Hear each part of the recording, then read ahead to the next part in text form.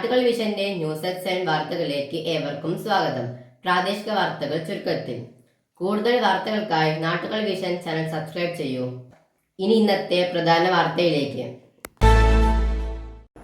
Nattukal police station പരിധിയിൽപ്പെട്ട ആര്യമ്പാവിൽ finance സ്ഥാപനത്തിൽ കവർച്ചാശ്രമം. ആര്യമ്പാവിൽ പ്രവർത്തിച്ചു വരുന്ന PNY സഭ ഫിനാൻസ് ലിമിറ്റഡിന്റെ ബ്രാഞ്ചിൽ ഇന്ന് പുലർച്ചെയാണ് കവർച്ചാശ്രമം ഉണ്ടായത്.